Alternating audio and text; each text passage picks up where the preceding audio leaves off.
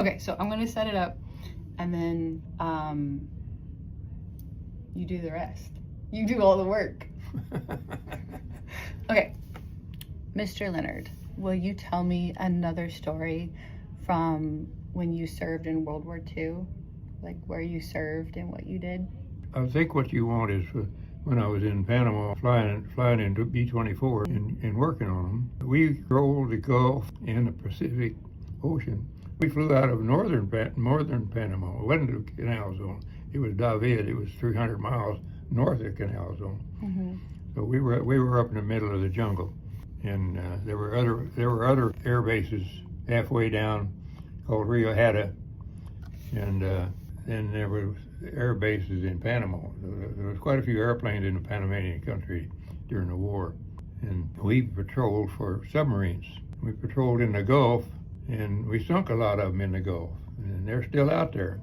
They would sneak in off of the New Orleans coast. When a new ship would come out full of supplies going to Europe, they'd sink it right there in the Gulf. Nazi submarines were coming all the way into the Gulf, right off the coast of New Orleans. Yeah. I saw a map one time of this. They were sunk there, and it was almost black. The dots were almost together in black. There was a lot of them. Wow.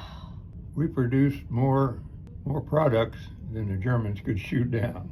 And it was amazing what this country will do when it wants to. Yes. Anyway, we did get one in the Pacific. This is a pretty good story. You got was it a Nazi submarine or a Japanese? This was a Japanese submarine in the Pacific. The Nazis in the Gulf. And it's crazy. it was coming towards Panama. See, Panama and Japan are quite a ways. There's several thousand miles difference. So it's a long trip for anything to come from Japan to Panama. Yeah. So, but anyway, this was on the way, and we saw it. I didn't get in on this, but one of our airplanes did, and they hadn't seen anything in the Pacific for a long time, or maybe never. And they got all excited about it. So they lined up to bomb it, and the bombardier forgot to open the bomb bay doors. Oh. Now, on a B-24, the bomb bay doors are like roller top desks. They roll up the side like this, Yeah. up the side of the airplane. And they're made out of two pieces of thin metal. One's corrugated and one's flat, like a roller top desk. And he could punch a button and roll them up, but he forgot to do that. He was lining up his sight on the submarine and making a run. And the 500-pound bombs dropped and went through the doors. And here the doors are flapped. All this stuff is flapping in the breeze. When the airplane comes back to the base, You forgot something. They were bragging they got it. They got a submarine in the Pacific. And the commander of the base come down and looked at it and said, "Get new doors on that thing right now." A bunch of people went to work, put new doors on it almost immediately. Wow. You didn't want nobody to see that. Yeah. It was worth it getting rid of a Japanese submarine. Wow, that's amazing. I think because for so many Americans now, our concept is that World War II was just fought, over there. Like in our mind, that is what sticks out. So I didn't know that. All up and down the East Coast. Yeah. They had little airplanes like I would own or something, Yeah. And the older people weren't in service. They were flying these airplanes up and down the coast looking for submarines. Really? Oh yeah, and they would just civilians. They would then report them, and the Coast Guard would go after them. That's amazing. That was one thing that the German submarines hated was those little airplanes. Yeah. Because they were spying on them. They'd spy on them and turn them in. After the war was over, the submarine commander said, "What was the worst thing?" He said, "It was little airplanes." And the guys were volunteers. They'd all volunteered, and some of them even tried to carry bombs, but I don't think it worked out too well. Okay, I just feel like that checks out. Like there would be some American dude in his little biplane that's like, "Hey, give me a bomb." Yeah, with a bomb. Hey guys, I got this. I love America. There were a lot of submarines around the coast and out, and they sunk a lot of ships full of supply. Almost starved Britain. They had to get seriously after the submarines and get rid of them. Yeah. And they used B-24 bombers because we had a long range, they could fly out over there. Oh, okay. And they could find them and bomb them. And they used everything, but everything they could, all kinds of things that they thought of, come up with. And they did.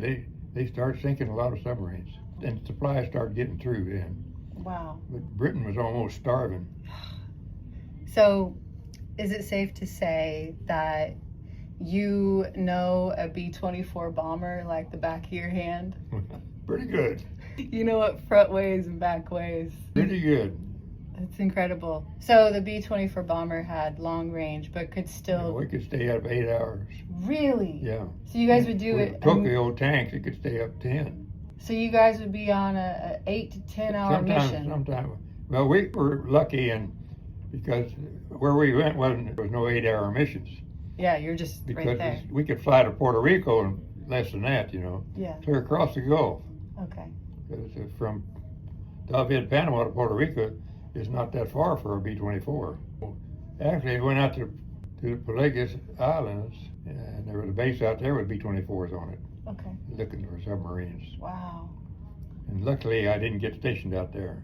Ooh. Was it a little rougher? Well, it was an island, Galapagos Oh.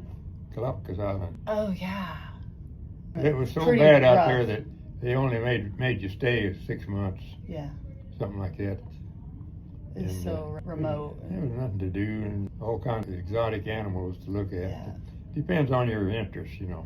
Do you want to look at exotic animals with no infrastructure? We have the base for you in the Galapagos Islands. Yep.